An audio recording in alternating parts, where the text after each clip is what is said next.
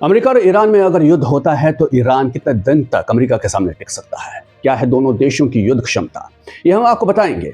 नमस्कार, मैं योगेश शांता। अगर आपने अभी तक द न्यूज फ्रंट को सब्सक्राइब नहीं किया है तो सब्सक्राइब कर लीजिए, और अगर फेसबुक पर वीडियो देख रहे हैं तो फेसबुक पर फॉलो कर दीजिए।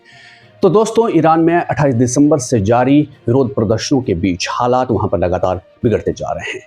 मानवाधिकार कार्यकर्ताओं के मुताबिक अब तक 2000 से ज्यादा लोगों की वहां मौत हो चुकी है, जबकि कुछ जो दूसरी रिपोर्ट्स है वही आंकड़ा 2500 से अधिक यानी 2500 से ज्यादा बता रही है।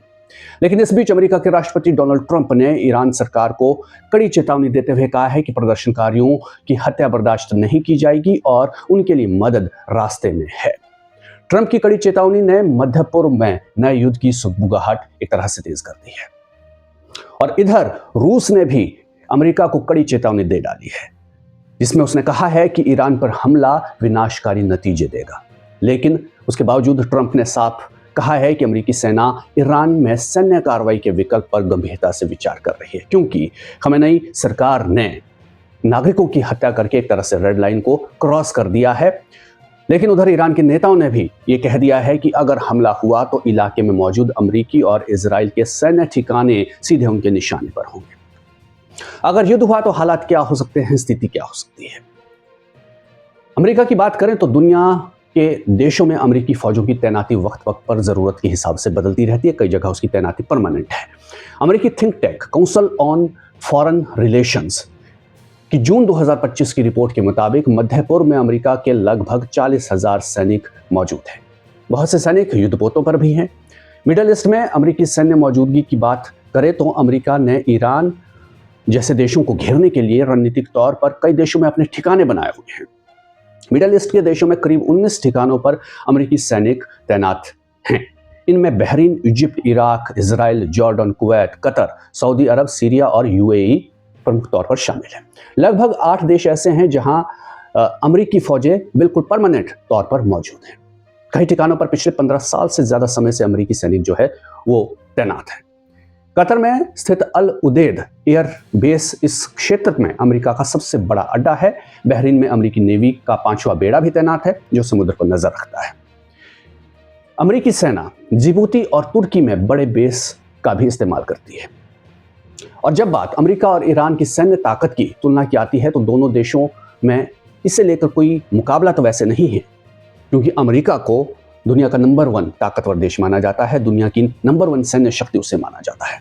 लेकिन ईरान के पास भी ज्यादा नहीं, लेकिन कुछ वक्त तक अमेरिका को परेशान करने, उसकी नींद उड़ाने लायक हथियार बिल्कुल मौजूद है। ग्लोबल फायर पावर इंडेक्स के मुताबिक 2024 की अनुमानित रिपोर्ट के मुताबिक अमेरिका का रक्षा बजट 895 अरब डॉलर के करीब है। उसके करीब 13 लाख से ज्यादा एक्टिव सैनिक हैं और 13,000 से ज्यादा ही उसके पास फाइटर विमान जो है वो मौजूद है, जिनमें आधुनिक स्टील्थ फाइटर भी शामिल है। वहीं ईरान की सैन्य शक्ति ताकत की बात करें तो दुनिया में वो 16वें नंबर पर आता है और उसका बजट अमेरिका के मुकाबले बहुत कम है। ईरान की ताकत उसकी मिसाइलें और ड्रोन क्षमता में है, लेकिन वायुसेना के मामले में अमेरिका से बहुत ज्यादा पीछे है। ईरान के रक्षा बजट की अगर हम बात करें तो वो सिर्फ 15.45 अरब डॉलर के करीब है। सैनिकों की संख्या भी करीब आधी है अमेरिका से। 6.1 लाख सैनिक ईरान के पास है। अमेरिका के पास 13,000 से ज्यादा विमान हैं, तो ईरान के पास सिर्फ 550 के करीब। यूएस के पास 13 युद्धपोत है, ईरान के पास एक भी नहीं है। अमेरिका का 70 पनडुब्बियों का बेड़ा है, ईरान के पास सिर्फ है 25। बैलिस्टिक मिसाइलों के मामले में भी कोई मुकाबला नहीं है दोनों देशों का। अमेरिका के पास 25,000 से ज्यादा है तो ईरान के पास सिर्फ 3,000 है। और परमाणु हथियार जिसे लेकर ईरान पर हमेशा से आरोप लगते रहे हैं, तो अमेरिका के पास 5,000 से ज्यादा परमाणु हथियार है और ईरान के पास परमाणु हथियार होने की कोई पुष्टि अभी तक नहीं है। जानकारों का मानना है कि ट्रंप के पास ईरान के लिए कई और तरह के विकल्प भी है, जिसमें काइनेटिक एक्शन यानी सीधा हमला ईरान पर हो सकता है और साइबर अटैक का भी एक विकल्प शामिल है। लेकिन ये कहा जा रहा है कि अगर अमेरिका सीधा सैन्य हमला करता है, वो ऑप्शन चुनता है, तो ईरान अपने एक्सिस ऑफ रेजिस्टेंस, जिसमें कि हिजबुल्लाह और हुती शामिल हैं, उनके जरिए इस इलाके में अमेरिकी ठिकानों और जहाज़ों को निशाना बनाकर ट्रंप को चुनौती दे सकता है, ट्रंप के लिए परेशानी खड़ी कर सकता है। और इसका असर वैश्विक तेल आपूर्ति पर भी पड़ सकता है। और अगर ये जंग होती है और ज़्यादा लंबा खिंचती है तो पूरा मिडल ईस्ट इसकी चपेट में आ सकता है, ऐसी आशंका भी है। और जिस तरह से रूस ने अब अमेरिका को चेताया है, तो ईरान पर कोई भी हमला प्रमुख वैश्विक शक्तियों को शामिल करने वाले व्यापक टकराव को ट्रिगर कर सकता है। रूस की यह चेतावनी ट्रंप के उस बयान के कुछ घंटों बाद आई है जिसमें उन्होंने ईरानी प्रदर्शनकारियों से प्रदर्शन जारी रखने की अपील की और कहा कि मदद जल्द ही आने वाली है। अमेरिका और ईरान के बीच पैदा हुए इन हालातों पर आप क्या सोचते हैं?